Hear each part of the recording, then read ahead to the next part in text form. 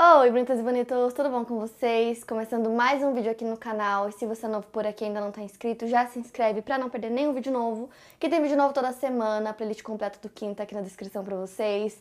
Já contei muitos casos aqui no canal, então vão lá maratonar. Não esquece do like no comecinho do vídeo, que me ajuda muito na divulgação. E também me acompanha nas redes sociais, que eu vou deixar aqui na tela pra vocês, me sigam por lá. Quinta Misteriosa também é podcast, então o link também vai estar aqui na descrição. E agora bora começar o caso de hoje.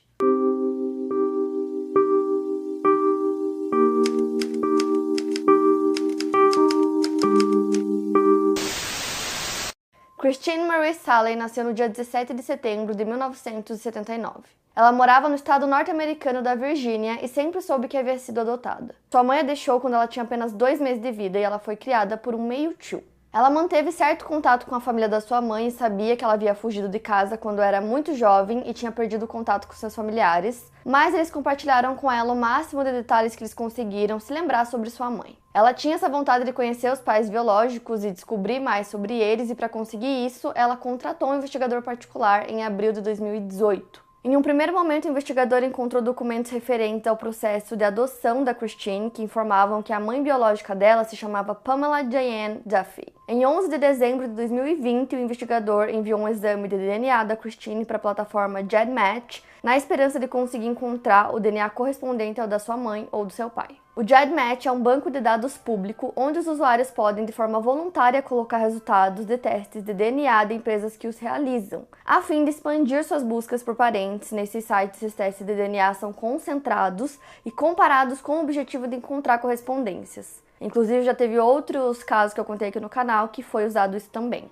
E o site encontrou uma correspondência de parentalidade do DNA da Christine com o DNA de uma Jane Doe, que é um termo usado nos Estados Unidos para mulheres vítimas de crimes que não foram identificadas.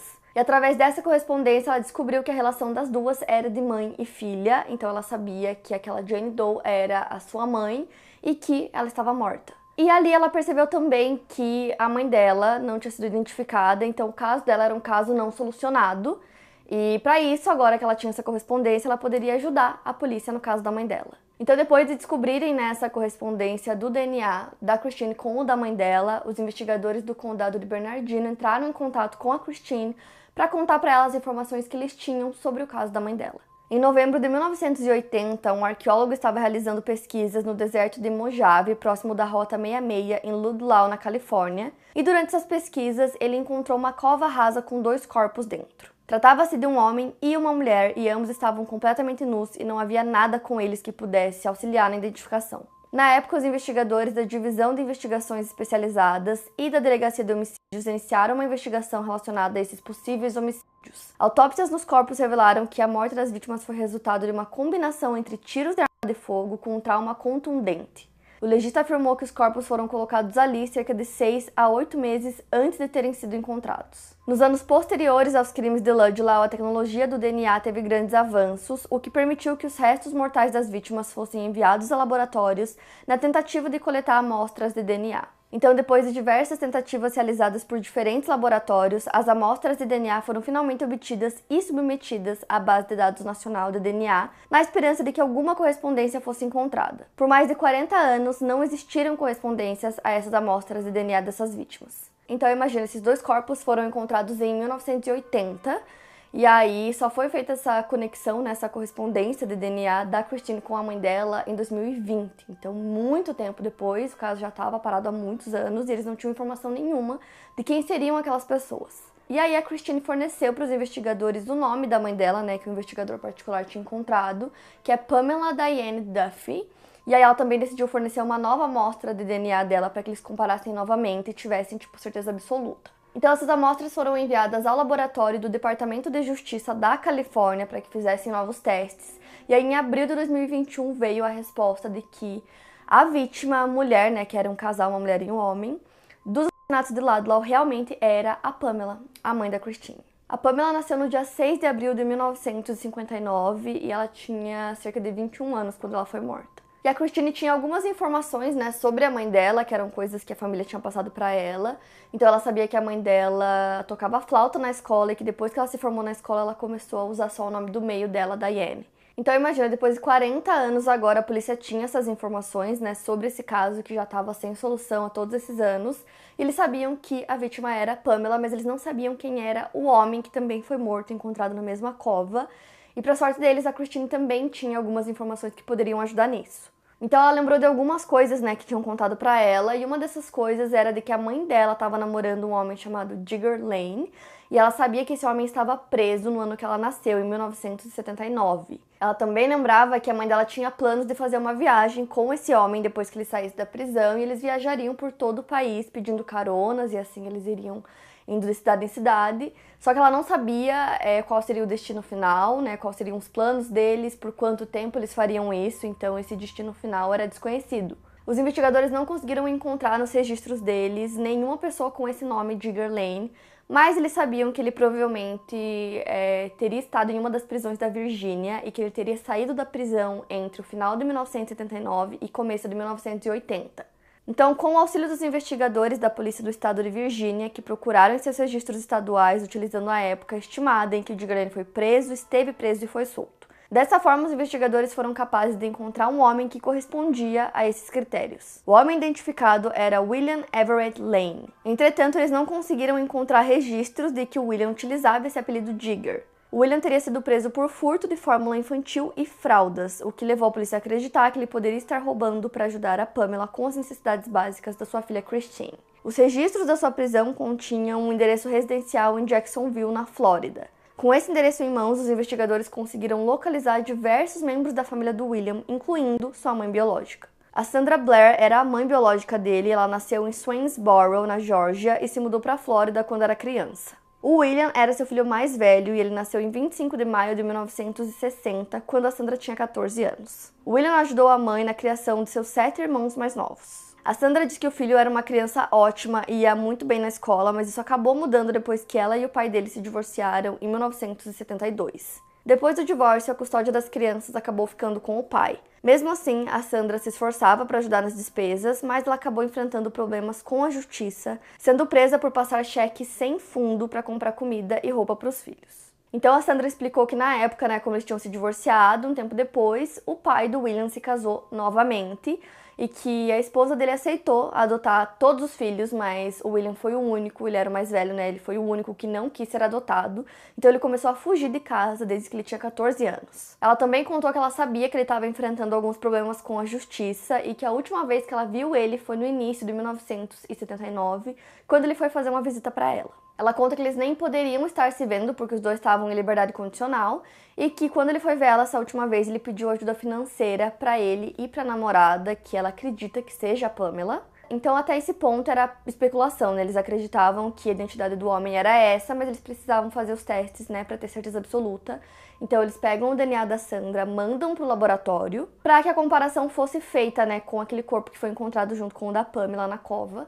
Eles fazem a comparação e realmente era o William, e na época que ele morreu, ele tinha cerca de 20 anos de idade. E através desses registros, a Christine descobriu que ela foi levada sob custódia protetiva depois que o carro da mãe dela quebrou na Virgínia e ela estava com o William nessa época. Então, posteriormente, enquanto o William estava preso, né, por furto, a Pamela decidiu ir para Mobile, no Alabama, enquanto ela esperava ele sair da prisão. E foi quando ela conversou com a mãe dela e disse que ela tinha esses planos de viajar com ele pelo país. No dia 8 de junho de 1980, a Pamela assina o documento abrindo mão da custódia da Christine. Depois disso, a Pamela foi embora e aí ela não voltou mais, então os familiares tentaram localizar ela algumas vezes, eles até tentaram por meio do FBI, porque eles tinham uma pessoa da família que trabalhava no FBI, que tentou localizar o número do seguro social da Pamela, mas não conseguiu. Então, assim, agora, depois de 40 anos que esse caso estava sem solução, eles tinham o nome das vítimas, né, tanto da Pamela quanto do William, mas eles ainda não sabiam o que realmente tinha acontecido e quem tinha cometido o crime. Então, o caso ainda não estava 100% solucionado. Havia muito tempo que o gabinete do xerife de São Bernardino suspeitava de um homem chamado Howard Neal. Em 2021, quando aconteceu a identificação das vítimas, o Howard estava na prisão por outros crimes e já tinha 68 anos. Durante a investigação inicial do caso, as autoridades juntaram informações que identificaram o Howard como uma pessoa de interesse. Ele nasceu no Mississippi e os investigadores descobriram que ele viveu na cidade de Ludlow na mesma época em que as vítimas foram mortas e enterradas. Ele vivia na cidade com sua esposa e uma filha pequena.